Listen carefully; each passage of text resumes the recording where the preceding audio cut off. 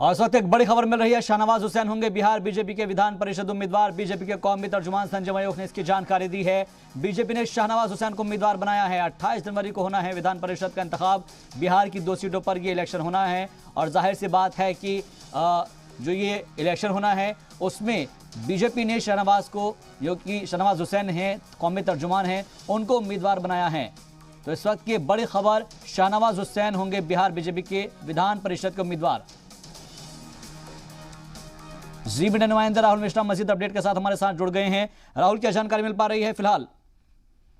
देखिए, भाजपा ने विधान परिषद उपचुनाव के लिए प्रत्याशियों के नाम की घोषणा कर दी है। उसमें पूर्व केंद्रीय मंत्री और भाजपा के वरिष्ठ नेता हैं सैयद शाहनवाज हुसैन, उनको विधान परिषद जो उपचुनाव है उसमें प्रत्याशी बनाया गया है। उसमें शाहनवाज हुसैन के बारे में मैं बता दूं तो अटल बिहारी वाजपेयी की जब सरकार थी तो उसमें शाहनवाज हुसैन नागरिक उड्डयन मंत्री रह चुके हैं और एनडीए की ओर से दूसरे एक और जो उम्मीदवार को बनाया गया है उसमें मुकेश सहनी को बनाया गया है। उसके कई मायने हैं। सीधे तौर पे कहा जाए, शाहनवाज हुसैन को पार्टी का प्रत्याशी बनाने के पीछे कारण अल्पसंख्यक समुदाय को प्रति एक बड़ा संदेश भी देना है और विधान परिषद और विधानसभा दोनों में भाजपा का कोई भी अल्पसंख्यक चेहरा नहीं रहा है। तो ये एक कहा सकता है कि दांव खेला है भाजपा ने, या कहा जाए तो तुरुप का इक्का यहाँ पर दिया है शाहनवाज हुसैन को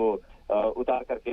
तो एक बड़ी कहा सकता है कि शाहनवाज हुसैन को विधान परिषद में भेजने की तैयारी है भाजपा की और इसीलिए उनके नाम की घोषणा की गई है। घोषणा जरूर कर दी गई है, लेकिन एक चीज आपसे समझना चाहेंगे यहाँ पर राहुल, क्योंकि जो एमएलए हैं उनकी अगर तादाद के हिसाब से देखा जाए तो कितनी जो सीटें हैं उसके हिसाब से जो है कि क्या उसका आंकड़ा बनता है, कितने एमएलए पर एक एमएलसी हो सकता है?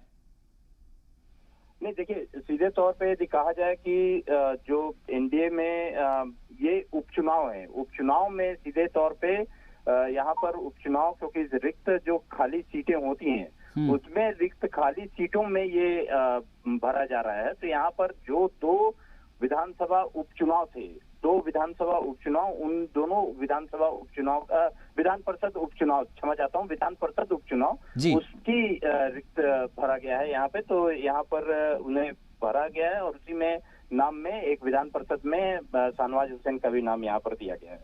ठीक है, क्योंकि आप बता रहे हैं और इससे पहले हमने देखा है कि जो शाहनवाज हुसैन की अगर हम बात करें तो उनको पार्टी अलग अलग जगहों पर अपने तरीके से कैंपेनिंग के लिए भेजती है। अभी हाल ही के दिनों हमने देखा है कि डीडीसी इंतखाबात में काफ़ी मेहनत की और उसका नतीजा यह रहा कि जम्मू कश्मीर में काफ़ी अच्छी उन्होंने अपने आप को जो है परफॉर्मेंस दिखाई है। क्या हम उसका परिणाम इसको कह सकते हैं?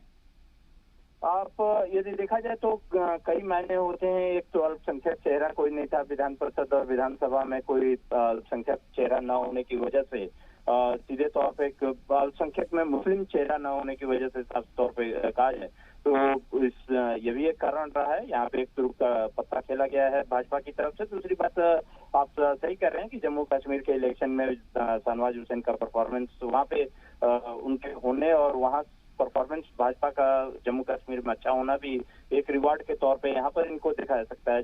जब हार हुई थी उनकी 2014 में, उसके बाद से प्रवक्ता के तौर पे ही वो भाजपा में रहे थे और उसमें सीधे तौर पे यदि कहा जाए कि अब जाकर के उनको विधान परिषद में लाने की तैयारी यहाँ भाजपा की तरफ से की गई है। जम्मू कश्मीर में इलेक्शन में अच्छा परफॉर्मेंस भाजपा का और वहाँ पे शाहनवाज हुसैन क्योंकि देखरेख कर रहे थे तो उसमें सीधे तौर पे कहा सकता है कि एक रिवॉर्ड के तौर पे इनको कहा सकता है कि इन्हें दिया जाए। बहुत बहुत शुक्रिया हमसे बातचीत के लिए, मजीद अपडेट के लिए राहुल आपका।